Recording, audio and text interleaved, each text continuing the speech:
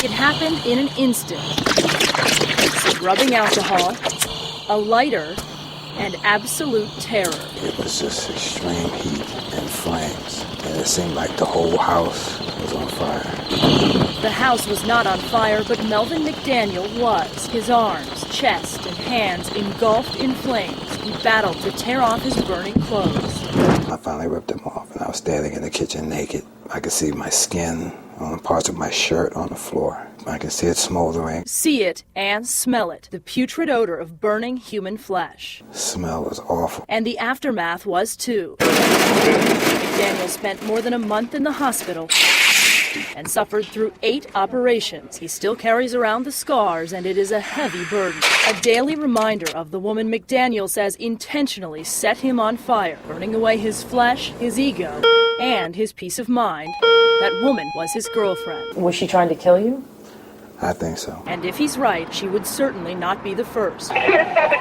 Each year in this country, 600 men are killed by their wives, girlfriends, or exes. You hear the statistics for female victims of domestic violence. We know that every 15 seconds a woman is battered. But how often is a man battered by a woman in the United States? Well, the number is the same, every 15 seconds.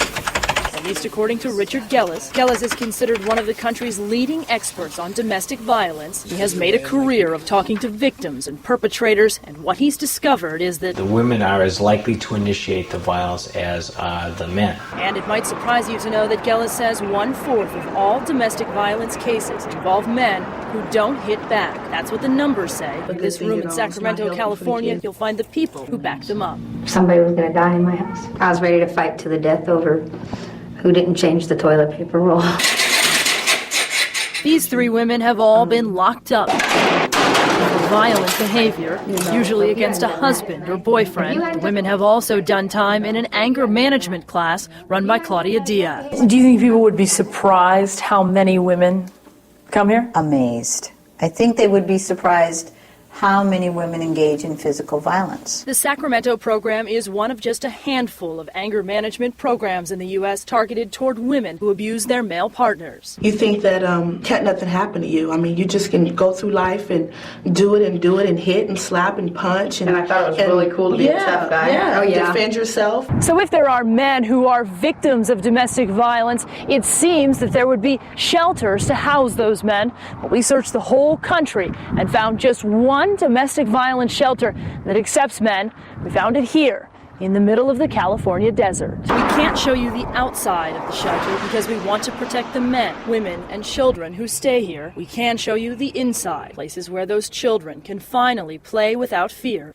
Rick Stratton participates in the shelter's outreach program. His wife did time for 6 felonies, including stalking, abuse, and causing grave bodily harm. He says she broke his ribs, his jaw, and his confidence, and when doctors treated his injuries, he lied. I'm getting 3 or 4 stitches in my jaw, and I'm telling them that I fell down and hit a TV. Stratton says he knew a 180-pound tattooed guy would be laughed at if he asked for help. There's 100,000 male victims in our society who, when they present themselves as victims, the best they can hope for is that they'll be taken seriously, but more often than not, they'll be laughed at or ridiculed.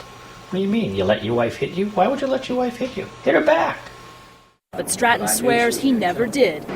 He says he learned as a child over a game of Monopoly never to hit his sister, a lesson handed down by his father. He told me one time, he said, you do that again and you'll pay for it.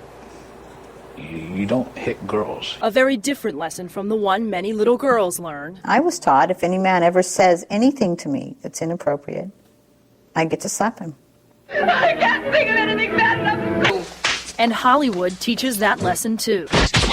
The latitude that women get is more substantial. They have a greater free fire zone. Some say even our nation's lawmakers have looked the other way. Back in 1994, Congress passed the Violence Against Women Act, or VAWA. It's $1.6 billion tax dollars. It's done a lot of very concrete things that will actually increase the physical safety of not just women, but all people who use those services. People we talked with all agree that VAWA has done good things for women, but most say it has done little or nothing for men. One Justice Department official told us flat out, quote, the program is designed to assist women. And take a look at this Justice Department document obtained by Fox 5. It acknowledges that for the purposes of VAWA, the department refers to, quote, victims as women and perpetrators as men. Critics say that's un-American. Clearly it's unconstitutional. Congressman John Conyers sponsored the Violence Against Women Act. I worry about constitutional issues, and this is not one of them.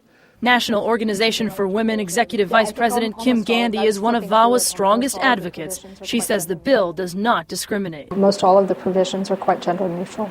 But if the language of the bill is gender neutral, why not make the name gender neutral? What's in a name?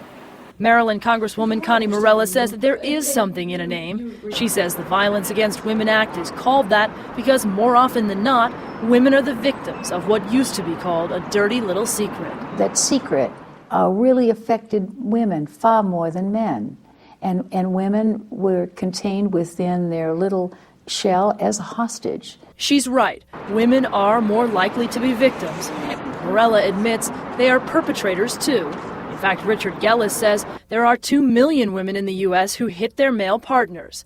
Take out those who are emotionally provoked and those who hit in self-defense, and he says you're still left with 100,000 women who beat their male partners. Author Phil Cook says hardly anybody's talking about that. There is, I believe, a deliberate effort to give out misinformation about domestic violence for political reasons.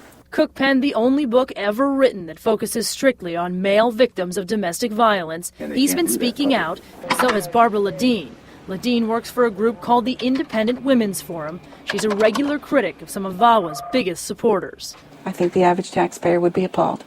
Also because the average taxpayer has been beaten around the heads by the media and by the government to understand that this is a female problem done by males. Lobbyists for men's organizations say the American taxpayer has bought into those negative stereotypes of men. They stay after work, they have sex with their secretaries, they go to the bar with their buddies, they get drunk, they go out and have sex with the waitress, then they come home, beat the wives, and have sex with the children. Back in the 1970s, as America fought a war in Vietnam, another battle, the one between couples, came into the spotlight here at home. Back then, people thought only men could be abusers. Claudia Diaz says that got women the help they needed. And it was a great paradigm. It worked, it was effective, and it's not realistic. Now, she and some others agree it's time for VAWA's supporters to make a change. They like the spotlight to be on the women. The spotlight has been on the women for 20 years, and I have no problem with that in one sense because I want women to get help. But I think it's time to turn on the stage lights and see who else is on stage. Researcher Richard Gellis says he's even had his life threatened by people who disagree with his conclusion that men are victims too. How many death threats have you gotten? 10, 12. Rick Stratton says that sort of active effort to hide information is dangerous. I can't be an isolated incident. I can't be. And I know that there's something that's got to be done about it because the longer we stay quiet and we cover and we lie, the worse it's going to get. And we're going to be using body bags.